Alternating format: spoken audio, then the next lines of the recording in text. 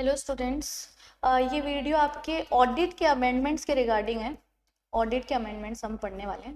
ठीक है, first of all आपको बिल्कुल भी पैनिक नहीं करना है कि भाई क्या आ गए इतने सारे अमेंडमेंट्स, अब ये और पढ़ने पड़ेंगे, हमारी प्रिपरेशंस चल रही है, बीच में अमेंडमेंट्स आ गए। तो ऐसा कुछ नहीं, बहुत ही टाइम पास अमेंडमेंट्स आए हैं, कुछ भी सच मेजर नहीं है इसके अंदर। दो ही चैप्टर में अमेंडमेंट्स हैं इनफैक्ट। आपके चैप्टर नंबर 6 जो एडजुडिकेशन पेनल्टीज उन सब के रिगार्डिंग है, और आपका चैप्टर नंबर 13 सेक्रेटेरियल ऑडिट के रिगार्डिंग है। उसमें भी एक एक ही अमेंडमेंट आया है, ज़्यादा कुछ मेजर नहीं है। बाकी इन्होंने कंपनी लॉ के जो मिसलेनियस अमेंडमेंट्स है जो उनको थोड़े से रेलेवेंट लगे, तो आईसीएसआई ने वो आपके मिसलेनियस अमेंडमेंट्स करके डाले हुए हैं। तो बेसिकली हमें 3 सेगमेंट में अमेंडमेंट्स पढ़ने हैं। चैप्टर 6 के एक अमेंडमेंट है, चैप्टर 13 में एक एक अमेंडमेंट है, बस वो पढ़ने हैं आपके ऑडिट के चैप्टर्स के रिगार्डिंग। बाकी मिसलेनियस को हमें बस रीड आउट करना है, कुछ भी सच मेजर नहीं है और सब्जेक्ट बेस्ड नहीं है। कंपनी लॉ के ही हैं कुछ, तो कुछ इधर उधर के हैं, वो हमें पढ़ने हैं, रीड आउट करने हैं बस। ठीक है, तो सबसे पहले आपका chapter 6 non compliance penalties and adjudication के रिगार्डिंग एक सिंपल सा क्या आया है आपका अमेंडमेंट आया, वो देख लेते हैं। और इसमें आपके सारे अमेंडमेंट्स इंक्लूडेड है। आपके जून 23 से लेके मई 25 तक सब कुछ कवर्ड है, तो कुछ भी पहले का बाद का पढ़ने की जरूरत नहीं, सब इसी के अंदर कवर्ड है। और मोस्टली चीजें आपके ऑलरेडी कंपाइलर वगैरह में एडेड है। ठीक है, तो इसमें हमारा पहला अमेंडमेंट क्या बोलता है, देखो कि ये पूरे इसका अगर हम लोग समराइज करें इसको, तो ये इतनी सी बात बोलता है कि एडजुडिकेशन जो भी है ना, जितना भी प्रोसेस है, मतलब एडजुडिकेशन में क्या क्या आपके नोटिसेस जाना है ना, शोकॉज नोटिस भेजते हैं कि किसी ने अगर कुछ गड़बड़ करी है तो हम उसको शोकॉज नोटिस भेजते हैं, फिर वो उसका रिप्लाई करता है, रिप्लाई करके वो एविडेंसेस डॉक्यूमेंट्स ये सब सबमिट कराता है। फिर हियरिंग होती है, हियरिंग करके हम लोग क्या करते हैं, विटनेसेस को बुलाते हैं, अटेंडेंस ऑफ विटनेसेस होता है। उसके बाद हम लोग क्या करते हैं, ऑर्डर पास करते हैं और पेनल्टी इंपोज करते हैं। तो ये पूरा जितना भी प्रोसेस है एडजुडिकेशन का, मतलब नोटिस भेजने से लेकर लास्ट में पेनल्टी इंपोजिशन तक, ये पूरा ऑनलाइन होगा। ई एडजुडिकेशन का कॉन्सेप्ट आ गया, इलेक्ट्रॉनिक एडजुडिकेशन का कॉन्सेप्ट आ गया है। तो अभी क्या बोलता है कि एडजुडिकेशन कैसे होगा, थ्रू ई एडजुडिकेशन, ई एडजुडिकेशन फॉर्मेट में ही होगा। थ्रू किसके थ्रू होगा, ई एडजुडिकेशन, एडजुडिकेशन प्लेटफॉर्म के थ्रू ही होगा ये। ठीक है, तो बेसिक सी बात बोल रहे हैं। अब देखो सीधी सी बात है, जब इन्होंने बोला एडजुडिकेशन स्टार्ट कैसे होता है, नोटिस भेज के, है ना, कि भाई तुमने गड़बड़ कर ली है, तुम्हारे अगेंस्ट चलिए कार्रवाई। तो ये नोटिस जो है वो कहाँ कैसे जाता है, किस पे जाता है, ईमेल एड्रेस पे, email address of the person, जो भी पर्सन है डिफॉल्टर है उसकी ईमेल एड्रेस पे जाता है। अब मान लो उसका ईमेल एड्रेस अवेलेबल नहीं है, अवेलेबल नहीं, तो क्या करें फिर, तो पोस्ट से भेज दो, पोस्ट से चला जाएगा।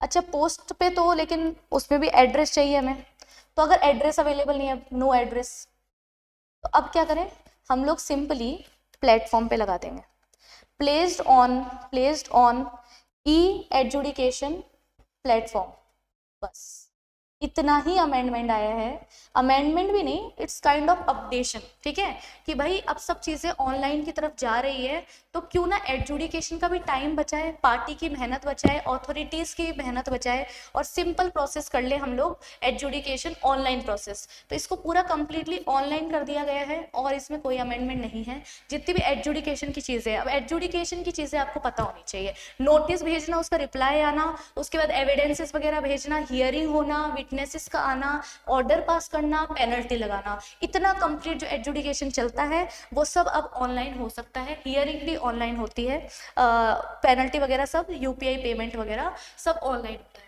ठीक है, तो ये सारी चीज़ें इसमें आ गई है। ये आपका चैप्टर 6 का अमेंडमेंट था, छोटा सा हमने इसका चार्ट भी बना लिया, क्योंकि दो ही तो आपके चैप्टर्स में अमेंडमेंट है, तो हम प्रॉपर चार्ट फॉर्मेट में ही इसको कवर करते हैं। समझ में आ गया, चलो ये हो गया कवर। इसको रीडिंग आप आराम से कर लेना, एक बार रीड आउट कर लेना, और देखो क्या है इसके अंदर। अब चैप्टर 13 का अमेंडमेंट, ये तो एकदम ही टाइम पास है, इसमें भी कुछ ज़्यादा कुछ खतरनाक बातें नहीं है, 2024 का अमेंडमेंट है। अब देखो क्या है इसके अंदर, ये किसके बारे में है, कंप्लायंस ऑफिसर और उसके बारे में, सीएस के रिगार्डिंग है। देखो क्या है इसमें, हम लोग लिखेंगे पहली चीज इसमें क्या अमेंडमेंट है, लिस्टेड एंटिटी। पहली बात तो कौन, लिस्टेड एंटिटी, साथ में उसकी मटेरियल अनलिस्टेड सब्सिडरी, ये हमेशा साथ में चलते हैं। मटेरियल अनलिस्टेड सब्सिडरी, सब्सिडरी जो इंडिया में, इन इंडिया, इन लोगों को सेक्रेटेरियल ऑडिट कराना जरूरी है, ये बात तो हमें पता है। इन लोगों को क्या कराना जरूरी है, सेक्रेटेरियल ऑडिट कराना जरूरी है। किसके थ्रू कराएंगे लेकिन ये बाय, या तो सेक्रेटेरियल ऑडिटर है उसके थ्रू, या फिर पीयर रिव्यूड कंपनी सेक्रेटरी के थ्रू। पीयर रिव्यूड होना चाहिए, peer reviewed company secretary, peer reviewed company secretary. एक मिनट,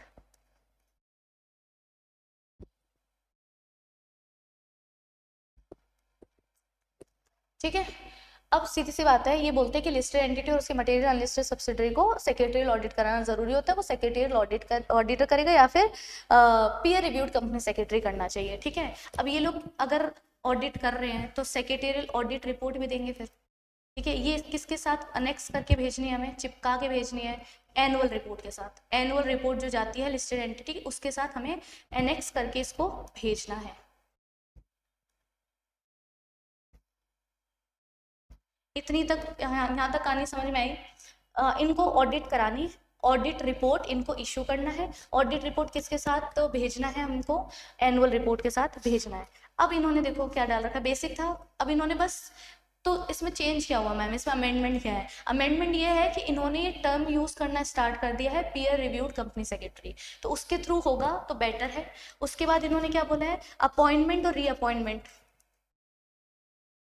अपॉइंटमेंट और रीअपॉइंटमेंट, सेक्रेटेरियल ऑडिटर का अपॉइंटमेंट रीअपॉइंटमेंट कैसे होगा, क्या होगा, टर्म क्या होगा, इसका टेन्योर क्या होगा, वो सब हम लोगों को अलग से बताया गया है। सीएस अगर इंडिविजुअल है, इंडिविजुअल तो एक टर्म होगा उसका, 1 टर्म के लिए अपॉइंट होगा वो, और वो एक टर्म कितना होगा, 5 इयर्स, है ना। और अगर पीसीएस फर्म है, सीएस की फर्म है, तो उसके 2 टर्म्स होंगे, मतलब 5 इयर्स प्लस 5 इयर्स, ये इसका रहने वाला है टर्म, ठीक है। और इन्होंने क्या बोला है, अप्रैल 1 2025 से कंप्लायंस रिपोर्ट देना मैंडेटरी है। वो तो पहले भी थी, पर कौन देगा ये, इसकी साइनिंग कौन करेगा अब, signed by peer reviewed company secretary.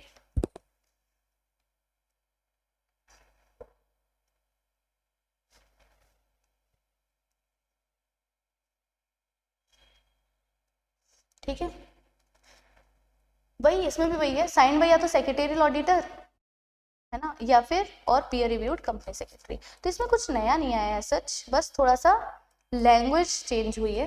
तो पहले में क्या हुआ, आपका सेक्रेटरियल ऑडिट कराना है, और ऑडिट या सेक्रेटरियल ऑडिटर करेगा या पीयर रिव्यूड कंपनी सेक्रेटरी करेगा, जो कुछ कंडीशंस फुलफिल करके फिर बनता है। और इसके अलावा आपका ये टेन्योर दे दिया, वो एक बार हम रीड करके जा सकते हैं। बस आपके इतने ही अमेंडमेंट्स थे, है ना, वेरी इजी, 2 ही चैप्टर में अमेंडमेंट्स आए। बाकी जो आपको परेशान कर रहे होंगे वो है अपने मिसलेनियस। तो मिसलेनियस में तो कंपनी लॉ वाले अमेंडमेंट्स है कुछ, जैसे एसबीआई वाले हो गए, एसबीआई के एग्जीक्यूटिव में, इनकॉर्पोरेशन, निधि कंपनी के, एलएलपी के, ये सब है। तो हमें एक बार रीडिंग करना जरूरी है, क्योंकि ऑडिट में उन्होंने दिया है तो 15 to 20 मार्क्स का वो आपका अमेंडमेंट से बनाते हैं पेपर, कई बार बना देते हैं। तो हमें पढ़ना तो सब है, लेकिन इनको ऐसा नहीं लेना कि अरे ये तो बहुत ज्यादा रटना है, ऐसा कुछ नहीं है। बेसिक से अमेंडमेंट से देखो, सबसे पहले हम लोग पढ़ रहे हैं एलओडीआर के अमेंडमेंट्स। अब एलओडीआर के काफ़ी सारे अमेंडमेंट्स है इसके अंदर, देखो क्या है। सबसे पहले 2023 के अमेंडमेंट्स है, ठीक है। देखो पुराने अमेंडमेंट्स भी हम कवर कर रहे हैं, तो कोई प्रॉब्लम नहीं है। इन्होंने डिफाइन किया है, सबसे पहला अमेंडमेंट नंबर 1 पढ़ रहे हैं हम, 1। इन्होंने क्या बोला है, एलओडीआर सेकेंड अमेंडमेंट ने डेफिनेशन दिया हमें मेन स्ट्रीम मीडिया की। देखो सीधी सी बात है, कंपनी चाहे तो मीडिया पे काफ़ी पब्लिकेशंस कर सकती है। अब नॉर्मल टर्म यूज़ होता है बार बार, मेन स्ट्रीम मीडिया, तो इसका मतलब क्या है, तो वो अब फाइनली हमें डेफिनेशन मिल गई है उसकी अमेंडमेंट के थ्रू। तो देखो क्या क्या है इसके अंदर, न्यूज़पेपर इसके अंदर आते हैं, ठीक है। दूसरा इसके अंदर देखो और क्या क्या आ रहा है, ये तो न्यूज़पेपर वाला हो गया पूरा प्रोविजन, इसको एक बार रीड कर लेना।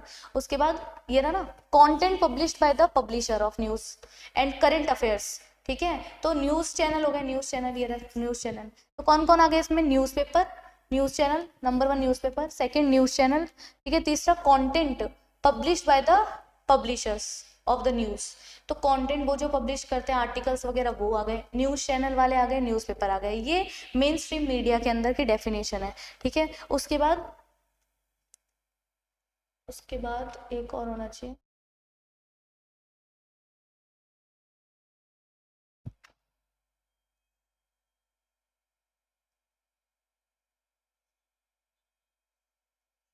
हाँ एक ये न्यूज़पेपर, न्यूज़ चैनल्स और करंट अफेयर्स, ये वाली चीज़ आ गई, न्यूज़पेपर और न्यूज़ चैनल्स कंटेंट सिमिलरली, ये फोर्थ है। तो कितने हो गए देखो, newspaper, news channels, content publish by the publisher, और न्यूज़पेपर और न्यूज़ चैनल्स और न्यूज़ करंट अफेयर्स वाली, तो ये सारे सेम सी बातें कर रहे हैं। तो चार चीज़ें आती है मेन स्ट्रीम मीडिया में।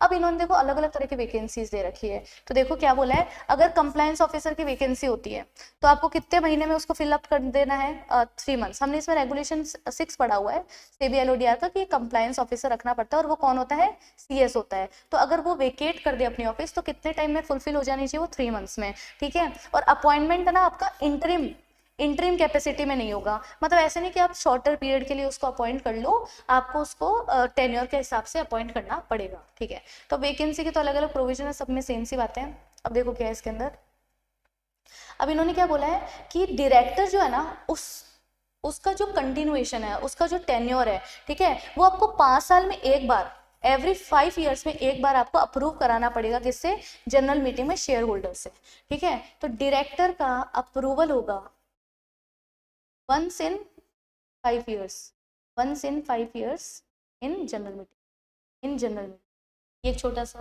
प्रोविजन है। उसके बाद देखो क्या है,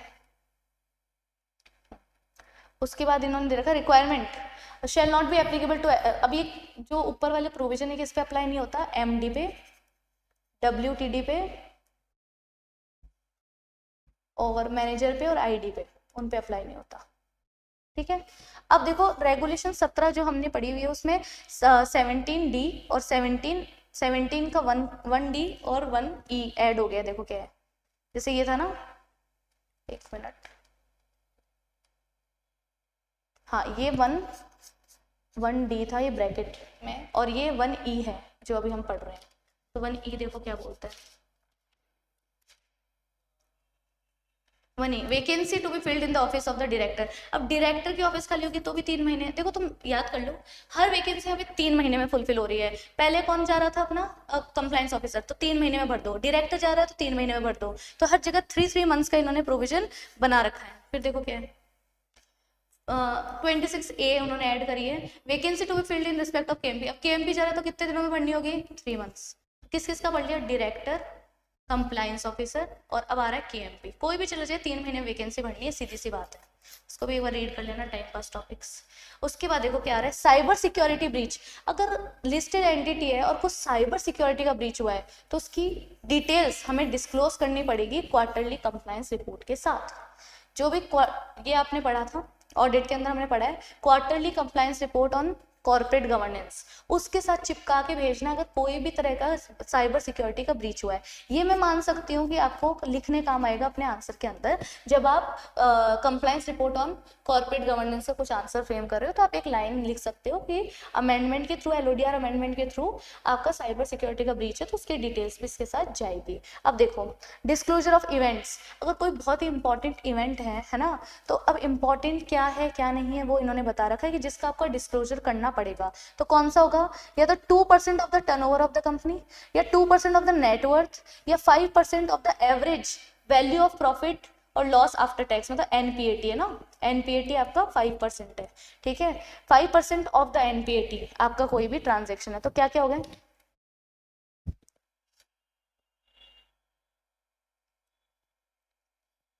क्या बोलना चाह रहे हैं, ये एवरेज लेना है, इसमें एवरेज 3 साल का। देखो क्या क्या है, 2% ऑफ नेट टर्नओवर और नेटवर्थ, 2% ऑफ द, एक मिनट ओपन क्यों नहीं हो रहा है,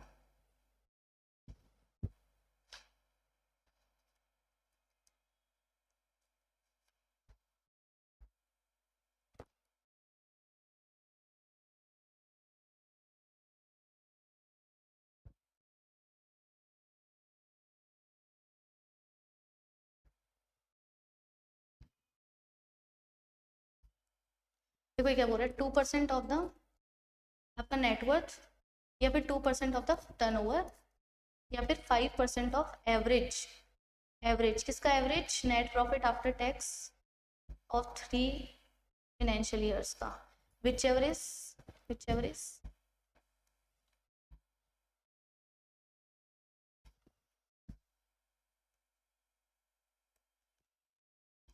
विच एवर इज, देखो क्या है, एक मिनट,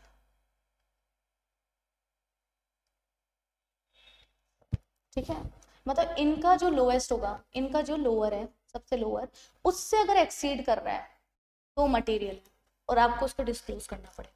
समझ में ये चीज? तो पहले आपको 2% नेटवर्थ का, 2% टर्नओवर का और 5% average net profit after tax of 3 financial years का निकालना है। इसमें से जो सबसे कम आएगी वैल्यू लोअर, अगर उससे ज्यादा का कोई ट्रांजेक्शन है तो आपको वो डिस्क्लोज करना जरूरी होता है।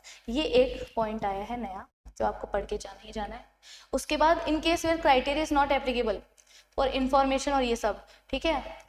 अगर देखो क्या है, अगर मान लो इस क्राइटेरिया में तुम नहीं आते, ध्यान से सुनो, इसके लोअर से अगर तुम एक्सीड कर रहे हो तो वो चीज क्या हो जाएगी, मटेरियल। अब मान लो एक्सीड नहीं कर रहे हो, है ना, अगर एक्सीड कर रहे हो तो मटेरियल है ही, बट अगर एक्सीड नहीं भी कर रहे हो लेकिन बोर्ड कंसिडर करता है material, board considers as material, तो फिर वो मटेरियल है, considers as material information, then it is material, then it is material. समझ में आई क्या बात? क्या बोल रहा है ये, वापस से देखो, देखते हैं हम लोग, नया अमेंडमेंट है ना। क्या बोलता है, 2% आपकी नेटवर्थ का ले लो, 2% आपके टर्नओवर का ले लो, और पिछले 3 साल का नेट प्रॉफिट आफ्टर टैक्स का एवरेज ले लो और उसका 5% ले लो।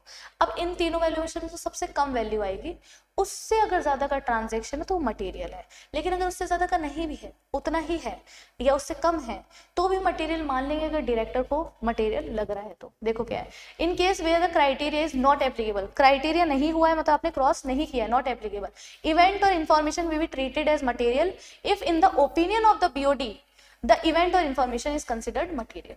ठीक है, the listed entity shall first disclose to the stock exchange all the events वगैरह as soon as possible and in case not letter then. अब देखो 3-4 चीजें आ रही है इसके अंदर, ध्यान से पढ़ेंगे। अब इन्होंने क्या बोला है कि स्टॉक एक्सचेंज को तुरंत बतानी होती है सारी बातें, मटेरियल इन्फॉर्मेशन, मटेरियल बात है तुरंत बताओ, तुरंत मटेरियल बात है तो स्टॉक एक्सचेंज को बताओ। तो मैक्सिमम क्या हो सकता है इसका टाइमलाइन बताने का, देखो क्या क्या है इसमें, 3 चीजें आएगी, इसमें 3 चीजें हैं। सबसे पहले 30 मिनट्स में बता दो, 30 मिनट में, किससे, आपके डिसीजन आने से, डिसीजन कोई इन्फॉर्मेशन है जिसपे आपने फैसला लिया है, तो मतलब डिसीजन ऑफ बोर्ड मीटिंग है ना, बोर्ड मीटिंग का डिसीजन जो है, बोर्ड ऑफ डायरेक्टर्स का डिसीजन, डिसीजन ऑफ बीओडी, मतलब बीआर पास कर लिया, उससे 30 मिनट के अंदर अंदर बता दो।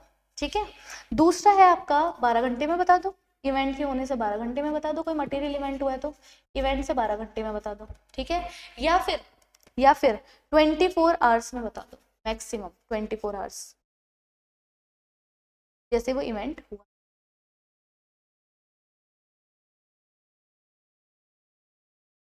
ठीक है, इवेंट अगर लिस्टेड एंटिटी के अंदर का है, लिस्टेड एंटिटी के अंदर का मामला है, इसमें एक टर्म यूज हो रखी है इमेनेटिंग फ्रॉम विद इन द, ठीक है, तो विद इन लिस्टेड एंटिटी का मामला है तो 12 घंटे में बता दो, और अगर विद इन का नहीं है, विद इन लिस्टेड एंटिटी का नहीं है, विद इन लिस्टेड एंटिटी का नहीं है तो 24 घंटे में बता दो। अब इसको याद करते हैं। सबसे पहले क्या बोला कि भाई मटेरियल इन्फॉर्मेशन तुरंत बतानी होती है। ठीक है, अब मटेरियल क्या है क्या नहीं है वो देखना पड़ेगा, तो उसमें हमने देखा था 2%, 5% वाला क्राइटेरिया, उस अकॉर्डिंग हम मटेरियलिटी डिसाइड कर देंगे। अब मटेरियल बात है तो तुरंत से तुरंत बतानी चाहिए, सही बात है, इंपॉर्टेंट बात है। तो बोर्ड मीटिंग का डिसीजन जो भी आ गया, फैसला हो गया, उससे 30 मिनट के अंदर तुरंत बता दो, या तो ठीक है, या फिर 12 घंटे में बता दो। अगर with in the listed entity की वो बात नहीं है तो 12 घंटे में बता दो, मतलब with in the listed entity की बात है तो 12 घंटे में बता दो, with in the listed entity की बात नहीं है तो 24 घंटे में बता दो। तो मैक्सिमम ले देके 24 घंटे हो सकता है, इससे ज़्यादा कम नहीं होगा। ठीक है, अब देखो क्या आ रहा है, top 100 listed entities with effect from 2023। तो हमें ये पुराना प्रोविजन क्यों पढ़ना है, अभी का प्रोविजन क्या है, ये कट कर दो। अभी का प्रोविजन क्या है, टॉप 250 लिस्टेड एंटिटीज, कितनी है, 250 लिस्टेड एंटिटीज, है ना। क्या करेंगे, कंफर्म, डिनाई और क्लैरिफाई कर सकते हैं। ये बहुत ही टाइम पास टॉपिक है, ध्यान से सुनना।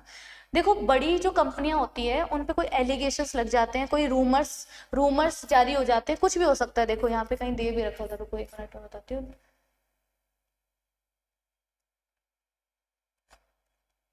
देखो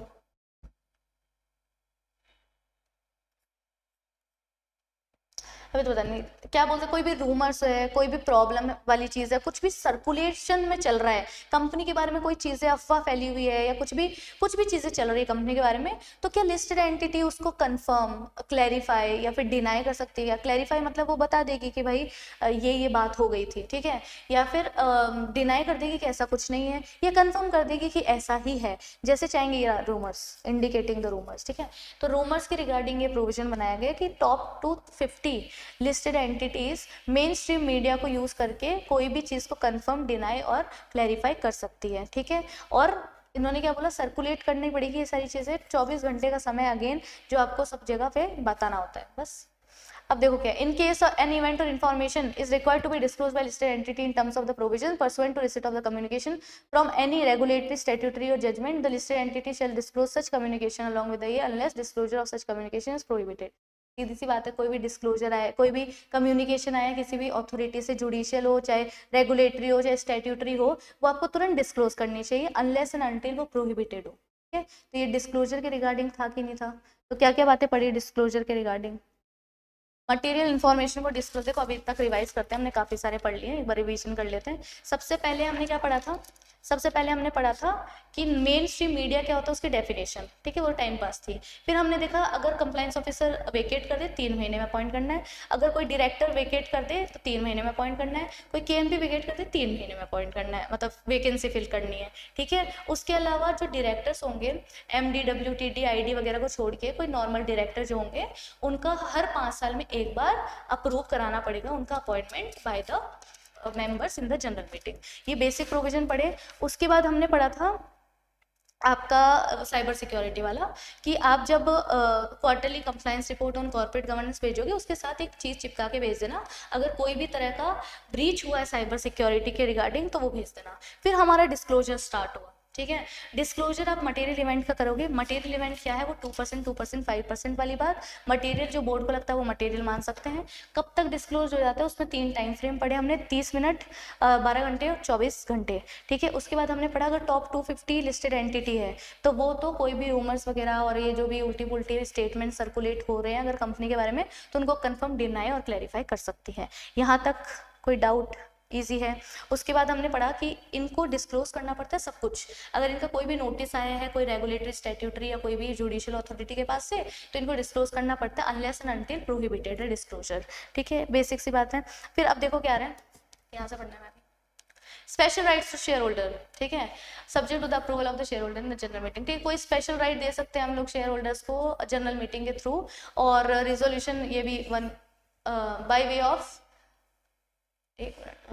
वे of special resolution once in every 5 years starting from the date of grant of special right. तो अगर आपको किसी एक शेयर होल्डर को कोई स्पेशल ग्रांट राइट देना है तो आपको जनरल मीटिंग में आपको क्या कराना पड़ेगा, SR पास करना पड़ेगा, ठीक है। Submission of financial results,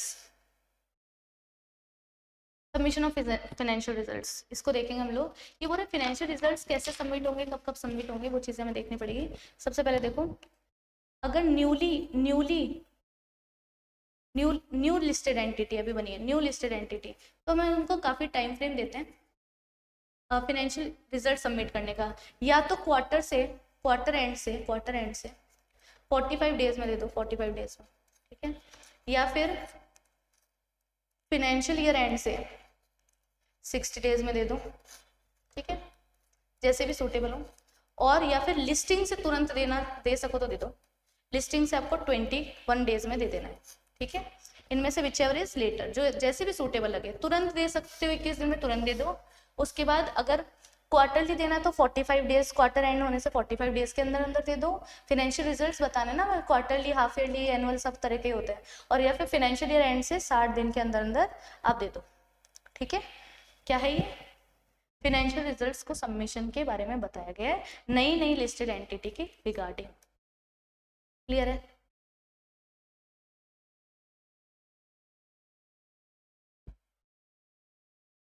reading वाले ये सारे मोस्टली कोई बहुत बड़ी चीज़ नहीं, वो 2% और वो सब थोड़ा सा याद करने के, मटेरियलिटी के बारे में है थोड़ा सा, डिस्क्लोजर और मटेरियलिटी के बारे में, तो वो थोड़ा सा एक बार पढ़ के जाना ज़रूरी है। बाकी तो ऐसा अभी कुछ आया नहीं है खास। उसके बाद देखो क्या है, एनुअल रिपोर्ट ऑन डिस्क्लोजर।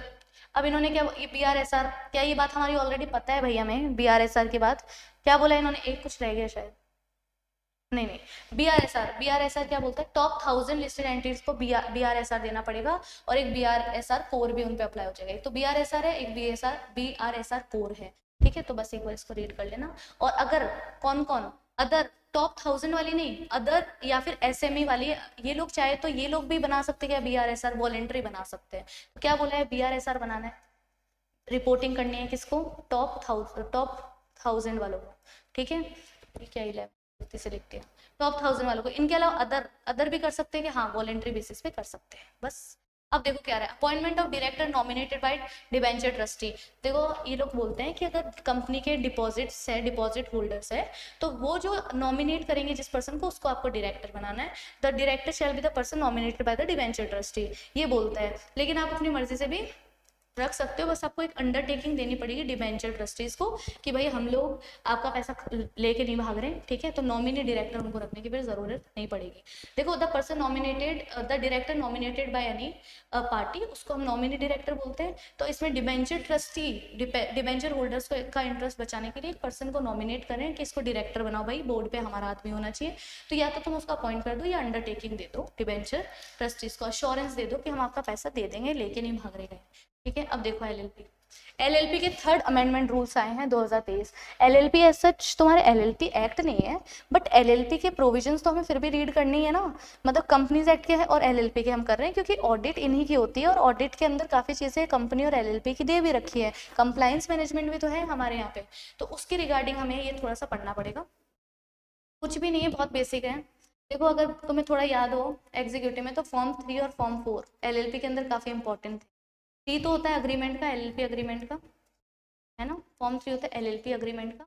इनका थोड़ा सा फॉर्मेट रिवाइज कर दिया गया, ये अमेंडमेंट है, ठीक है।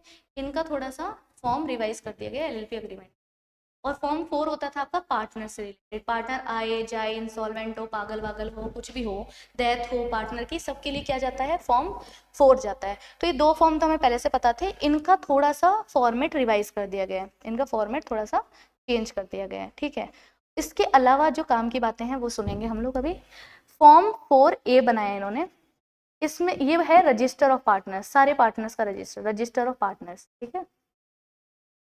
फिर इन्होंने बनाया फॉर्म 4B, 4C और 4D, ये सारे फॉर्म्स इन्होंने बनाए, ठीक है। बी किसका है कि अगर आप रजिस्टर्ड होल्डर हो और बेनिफिशियल होल्डर कोई और है, तो ये बात LLP को बताओ। अगर आपको याद हो तो कंपनी लॉ में सेक्शन 89 और 90 था।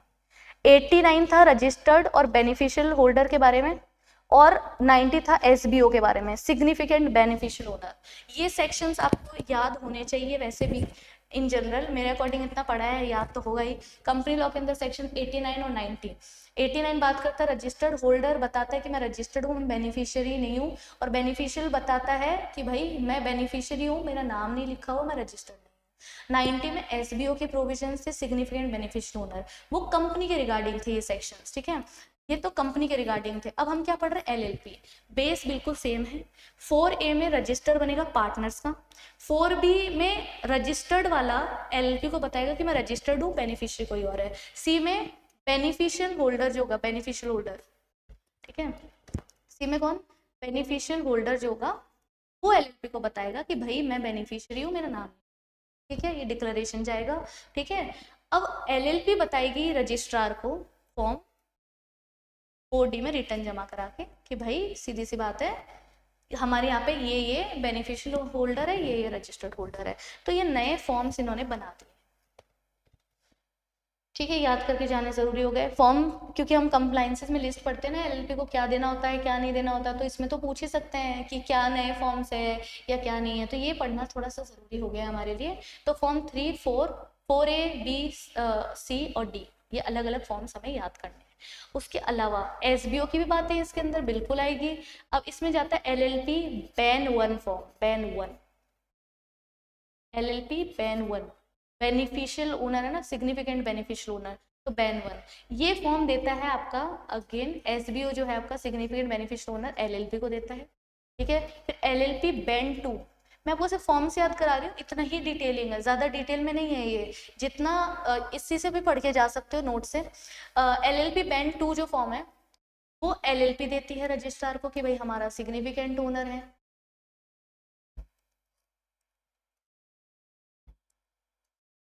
ठीक है, LLP बैन 3 में रजिस्टर बनता है SBO का, रजिस्टर ऑफ SBO, ये लो।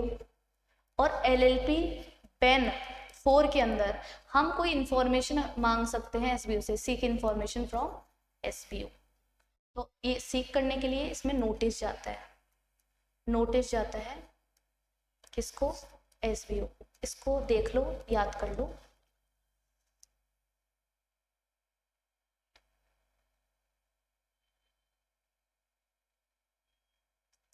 LLP ban 1 2 ban 2 ban 1 ban 2 ban 3 ban 4। Ban 1 किसका, SBO बता रहा है कि मैं SBO हूँ। फिर LLP रजिस्ट्रार को बता रहा है कि ये SBO है। फिर रजिस्टर बन रहा है SBO का, और फिर कोई इन्फॉर्मेशन या नोटिस भेज रहे हैं हम लोग SBO को, तो वो जाएगा LLP बैन 4 के अंदर। ठीक है, ईजी है इसका, तो कुछ ज़्यादा खास नहीं।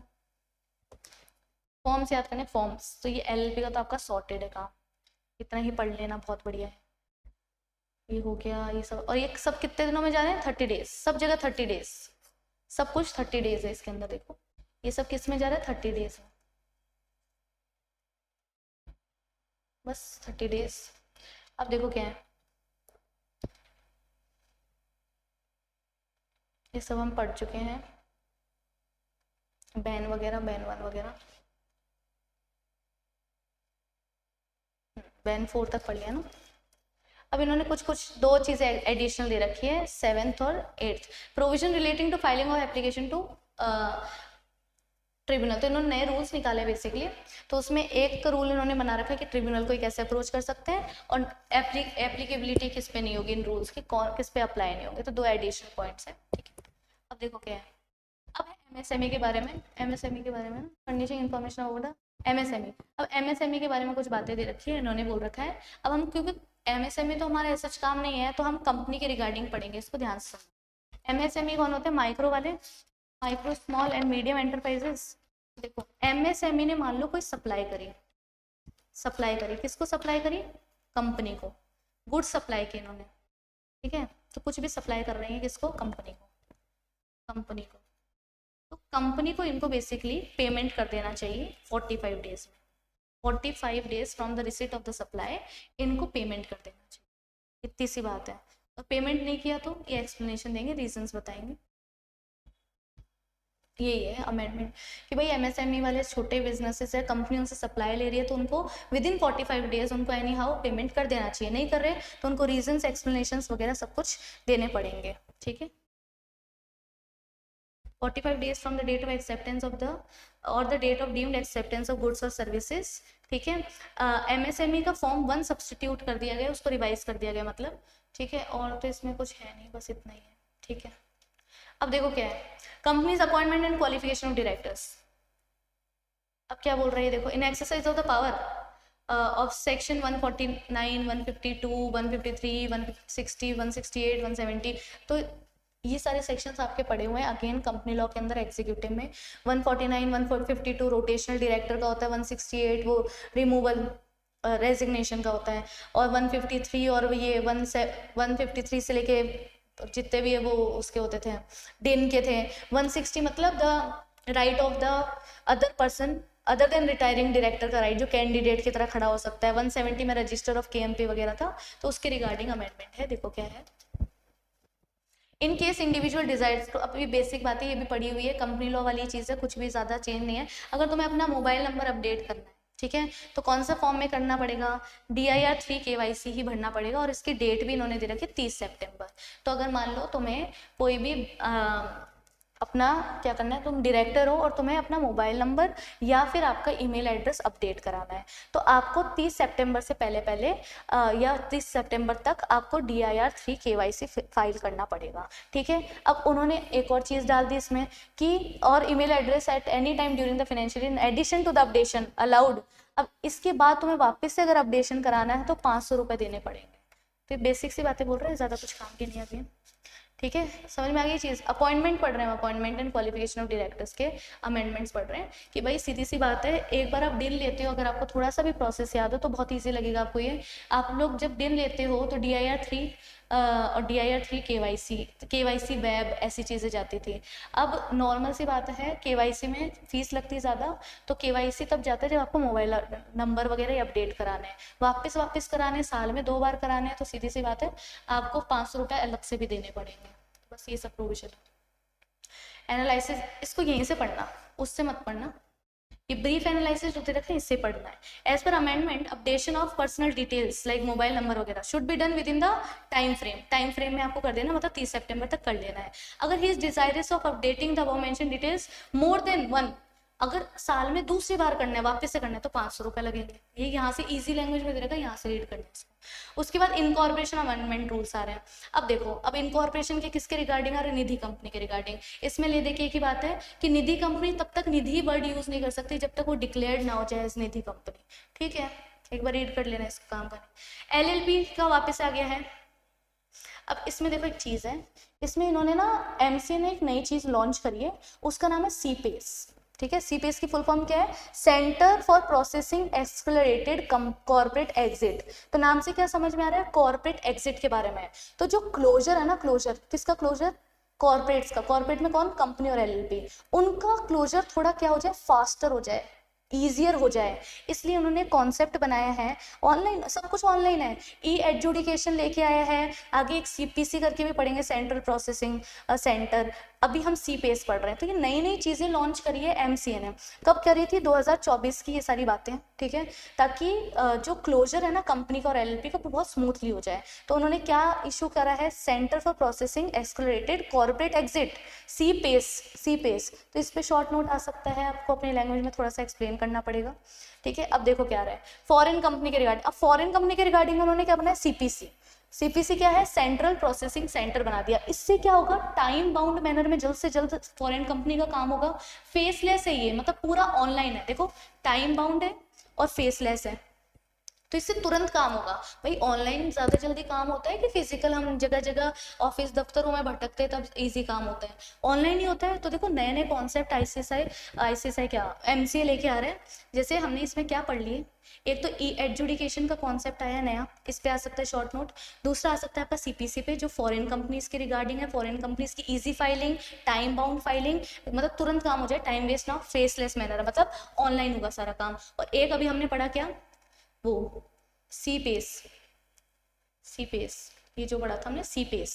तो ये CPACE किसके लिए? एग्जिट के लिए है। CPC किसके लिए है? आपका फॉरेन कंपनी के रिगार्डिंग है। और एजुकेशन तो है ही सबके लिए। ये सारी चीजें इसमें आई है, इसको भी एक बार रीड कर देना। Companies Indian accounting standards amendments. ठीक है, तो इसमें देखो क्या है, यहाँ तो है नहीं। इंश्योरेंस के कॉन्ट्रैक्ट से रिगार्डिंग इन्होंने अकाउंटिंग स्टैंडर्ड्स में थोड़ा चेंज किया है। उन्होंने थोड़ा फ्लेक्सिबल बनाया है इसको। उन्होंने क्या बोला है कि, एक मिनट, ये मैं आपको अलग से बता देती हूँ। इन्होंने पता है क्या बोला है? इंडियन अकाउंटिंग स्टैंडर्ड्स है ना, एक मिनट,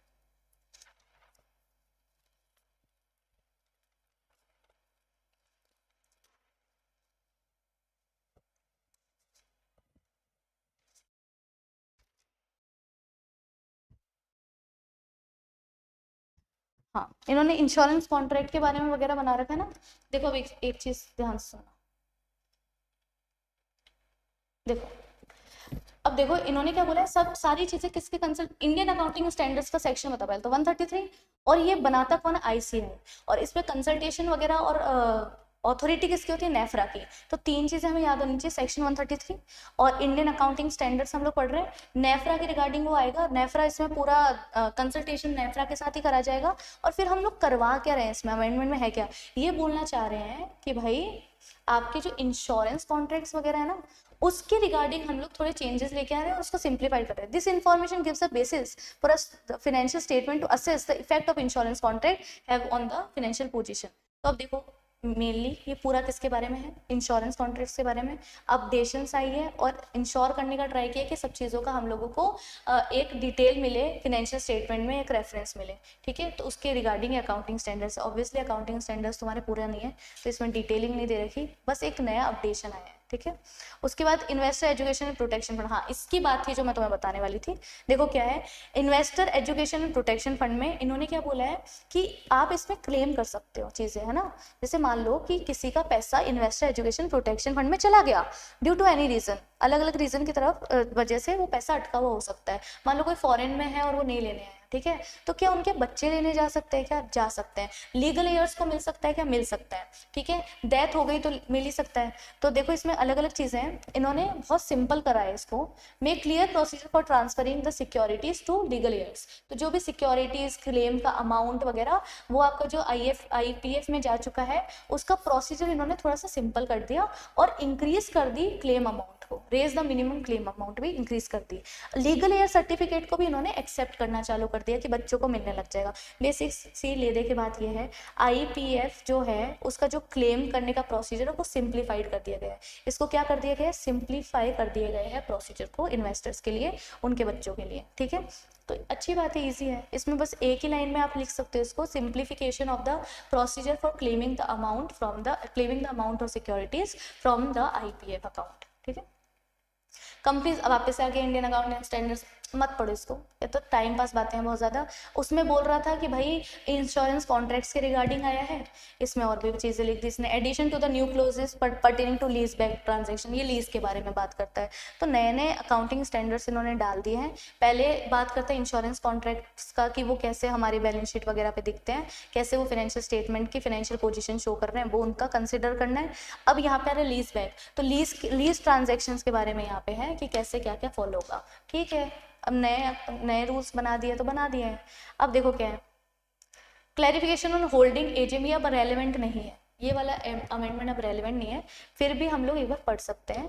देखो AGM क्या ऑडियो विजुअल मीन से हो सकती है कि नहीं हो सकती, उस बात पे हमने जो MC है उससे क्लैरिफिकेशन मांगा था कि प्लीज़ हमें एक्सटेंशन दे दो, हम नहीं कर पा रहे AGM, तो आप हमें क्या वीडियो कॉन्फ्रेंसिंग और अदर ऑडियो विजुअल मीन्स के थ्रू करवा सकते हैं क्या हम लोग। तो उन्होंने अलाउ कर दिया था, उन्होंने बोला था 2024 और 25 की जो भी जनरल मीटिंग है वो आप 30 सितंबर 2025 से पहले ऑडियो विजुअल मीन्स से करा लो, कोई दिक्कत नहीं है, उसके बाद नहीं हो पाएगी। ये सारी चीज़ें उन्होंने एक्सटेंशन ग्रांट किया था, तो इस चीज़ का हम अभी कोई रेलेवेंस नहीं है, सितंबर 2025 गया। अब देखो क्या है, it is hereby clarified that the general circular may not be considered as confirming any extension of statutory timeline. अब देखो सुनो, AGM कराने का एक स्टैट्यूटरी लिमिट है, हमें पता है वो 6 मंथ्स और मैक्सिमम गैप जो होता है वो 15 महीने का हो सकता है, वो सब हमने पढ़ा हुआ है एग्जीक्यूटिव में कंपनी लॉ के अंदर चैप्टर 13 के अंदर AGM का स्टैट्यूटरी लिमिट। तो ये बिल्कुल भी नहीं समझना है कि MCA ने कोई एक्सटेंशन ग्रांट किया है स्टैट्यूटरी लिमिट में, वो ये वन टाइम एक्सटेंशन दिया है कि अरे तुमसे नहीं हो पा रही है क्या बोलते हैं AGM, तो तुम ऑनलाइन कर लो। इसका मतलब ये नहीं है कि उन्होंने स्टैट्यूटरी लिमिट बढ़ा दी, वो तो 6 महीने ही है, वही है जो हमने पढ़ी थी, ठीक है। ये बात बोली गई है इसके अगेंस्ट। अब देखो क्या है, कंपनीज प्रॉस्पेक्टस एंड अलॉटमेंट, इसके रिगार्डिंग क्या है, इसमें कुछ भी नहीं है। इन्होंने बोला है कि अब से सिर्फ सिक्योरिटीज डीमैट में बटेगी और कुछ नहीं, डीमैट कंपल्सरी, डीमैट ये तो पहले से पता है हमें, तो उसके रिगार्डिंग एक प्रोविजन डीमैट कंपल्सरी हो गया। कंपनीज अकाउंट्स अमेंडमेंट, अकाउंट्स वाले में देखो क्या क्या है। फॉर्म CSR 2 जो है वो 31 दिसंबर 2024 से पहले फाइल करना है। अलग अलग फाइलिंग्स होगी, AOC 4 XBRL, इन सब की फाइलिंग्स करनी है बस। नेफ्रा फाइनलाइज करता है ऑडिटिंग स्टैंडर्ड्स भी। अब देखो सीधी सी इन्होंने बोला है कि आपकी अलग से मीटिंग होगी, उसमें आप ऑडिटिंग स्टैंडर्ड्स भी फाइनलाइज कर सकते हो, और इसमें कौन करेगा मेजर काम? नेफ्रा। क्या अकाउंटिंग स्टैंडर्ड्स भी फाइनलाइज नेफ्रा करता है और रेगुलेशन करता है क्या? हाँ एक तरह से, और ऑडिटिंग स्टैंडर्ड्स में भी उसी का काम रहेगा, ठीक है। अब एनालिसिस दे रखा है, ठीक। The amended inserted to empower the CG in consultation with the NFRA to prescribe accounting और ऑडिटिंग स्टैंडर्ड, ठीक है। तो CG नेफ्रा की मदद लेके क्या कर देगा, ऑडिटिंग स्टैंडर्ड्स और ऑडिट स्टैंडर्ड्स और अकाउंटिंग स्टैंडर्ड्स प्रिस्क्राइब कर देगा। ये बात हमें ऑलरेडी पता है, ये हमने चैप्टर 9 में पढ़ी होगी कंपनी लॉ के अंदर आराम से, ठीक है। उसके बाद देखो क्या है, इंडस्ट्री स्टैंडर्ड्स और minimum information to be provided for review of related party transaction. इसको एक बार रीड कर लेना, काम करना, रीड कर लेना इसको एक बार कि अलग अलग है ना ऑथोरिटीज़ है, SOCHAM, CII, FICCI जो भी है, इनके थ्रू सारी चीज़ें हम लोग RPTs का ट्रांजेक्शन रेगुलेट कर सकते हैं, इंफॉर्मेशन दे सकते हैं, ठीक है। Safe the appointment and change of KMP by a fund management entity, इसको भी एक बार रीड कर लेने का काम करेंगे। लास्ट में क्या आ रहा है इसके अंदर, MC ने अलग अलग फॉर्म्स निकाले कंपनी के रिगार्डिंग, अलग अलग फॉर्म्स निकाले हैं और कुछ चीज़ें बताई है कि V2 अब नहीं चलेगा, V2 पोर्टल, ये तो हमें पता ही है, अपडेट हो चुका है। MCA का V2 वर्जन 2 से वर्जन 3 आ चुका है, अब अपडेशन हो चुका है, तो अब V2 बंद होएगा भाई, ठीक है, डिसेबल्ड ही कर रहे हैं ये 18 जून 2025, अब चलेगा ही नहीं। और अब V2 से हम किस पे ट्रांसफर हो गए हैं, V3 पे आ गए हैं, है ना। तो किसी का कोई पुराना बाकी हो, पेंडिंग पेमेंट हो, कोई SCRN वगैरह ये सब है, तो आप वो कंप्लीट कर लो। उसके अलावा ऑफलाइन पेमेंट अब बिल्कुल बंद कर दी गई, ऑफलाइन नहीं होगी, सब कुछ ऑनलाइन होगा, चाहे तुम्हें नेट बैंकिंग करनी है, क्रेडिट डेबिट कार्ड जो भी करना करो, ऑनलाइन मोड से होगा जो भी होगा, ठीक है। उसके बाद V3 पोर्टल भी अवेलेबल नहीं रहेगा, इसको भी अपडेट कर रहे हैं ये, तो नया वर्जन आएगा, करंट V3 फॉर्म्स जनरेट होंगे जुलाई से, जून तक सब खत्म है।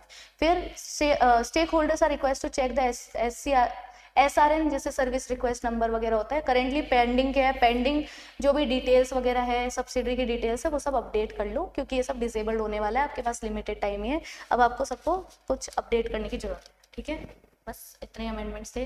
तो देखो मेजर अमेंडमेंट मिसलेनियस वाले में अगर मैं कुछ बोलूँ तो मटेरियलिटी का थोड़ा सा इंपॉर्टेंट है, बाकी सब रीडिंग वाले, ये अकाउंटिंग स्टैंडर्ड्स और ये आपके अकाउंट्स, नए फॉर्म्स आ गए, V2 से हम V3 पे जा रहे हैं, ऐसे क्वेश्चंस नहीं बन सकते हैं। हम एक बार रीड करना चाहिए अंडरस्टैंडिंग पर्पस के लिए कि ये नई चीज़ें चल रही है। Amendments are for the updation of the students की, आप अपडेटेड रहो, आप करेंट रहो, ठीक है, तो उस चीज़ के रिगार्डिंग आपको अमेंडमेंट्स दिए जाते हैं। बाकी रही पेपर बनने के बाद, तो 6th और 13 चैप्टर का अमेंडमेंट पढ़ के जाना है। बाकी ये शॉर्ट नोट के रिगार्डिंग मुझे अच्छे क्वेश्चन लग रहे हैं, CPACE, CPC, है ना, ये सारी चीज़ें, एजुकेशन क्या है, अब कैसे काम होगा, क्या चीज़ें नई चीज़ आ रही है, और कैसे हम लोग फास्टर रिजोल्यूशन कर सकते हैं डिस्प्यूट्स का, इसमें एजुकेशन का क्या रोल रहने वाला है, CPACE किन लोगों के लिए हेल्पफुल रहेगा, जो कि क्लोजर के अंदर आता है, पेस के CPACE है ना, और CPACE की फुल फॉर्म क्या है, या right a short note on CPACE, तो ऐसे क्वेश्चन ज़्यादा बनते हैं इसके अंदर। बाकी जो बीच में छोटे छोटे पॉइंटर्स आए हैं वो इतना रेलेवेंट नहीं है। LLP का थोड़ा अच्छे से पढ़ लेना चाहिए, क्योंकि वो प्रॉपर आपके फॉर्म्स में चेंजेस है, नए नए फॉर्म्स इशू करते हैं उन्होंने, और क्योंकि हम कंपनी लॉ और LLP को साथ में पढ़ते ही हैं ऑडिट के अंदर कहीं ना कहीं, क्योंकि हमारा वहाँ पे कंप्लायंस मैनेजमेंट नाम का भी एक सब्जेक्ट है, ठीक है, आपका सिर्फ ऑडिट नहीं है। तो पार्ट ये पूरा ही कंप्लायंस मैनेजमेंट का, और कंप्लायंस हम किसकी कर रहे हैं, कॉर्पोरेट्स की। कॉर्पोरेट में कौन आता है, कंपनी और LLP, तो आपको दोनों का जो अपडेशंस है वो अच्छे से होना चाहिए। Form 4A 4B 4C 4D वो, और form ban 1 ban 2 ban 3 ban 4 ये अच्छे से आने चाहिए, ताकि आप सारा कंप्लीट डिस्क्रिप्शन लिख सको, ठीक है। और वही LLP के क्लोजर के लिए भी CPACE आया है, तो LLP के रिगार्डिंग सारी बातें आपको याद होनी चाहिए। तो ये मेरे को थोड़ा सा हाईलाइट और इंपॉर्टेंट लगा मिसलेनियस में। बाकी मिसलेनियस काफ़ी टाइम पास है, जैसे नेफ्रा वाले, अकाउंट्स वाले, इंडियन अकाउंटिंग स्टैंडर्ड्स हो गया, ये भी काफ़ी टाइम पास था। और IPF में उन्होंने बस सहूलियत दे दी, लीगल एयर वगैरह को थोड़े से फ्लेक्सिबल हो गए, वो था। बाकी ऐसा मुझे कुछ लगा नहीं कि जो बहुत ही खतरनाक होगा। निधि कंपनी में भी बहुत टाइम पास अमेंडमेंट आया आपके, ये कुछ काम का नहीं है। एक बार आप CB वाली ज़रूर पढ़ के जा सकते हो, डिस्क्लोजर्स रिगार्डिंग, और वैकेंसी सबकी 3-3 महीने में फुलफिल हो रही है, वो भी ज़्यादा कुछ नहीं है। मेन स्ट्रीम मीडिया पूछ ले क्या बता आपसे 2 से 3 मार्क्स का, कि what do you understand by the term main stream media, ठीक है, तो वैसे ऐसे क्वेश्चन आ सकते हैं, ठीक है। चलो आई होप आपके लिए वीडियो हेल्पफुल रहा होगा। पैनिक ना करें कि अमेंडमेंट्स आगे कैसे पढ़ेंगे, अमेंडमेंट्स बहुत टाइम पास ही थे, ज़्यादा कुछ खास थे नहीं, बस आप 6th वाला और एक बार वो पढ़ना, और जो मैंने अभी इंपॉर्टेंट डिस्कस किया at the end of the video वो आप एक बार अच्छे से देख के चले जाना। चलो thank you, all the best for your exams.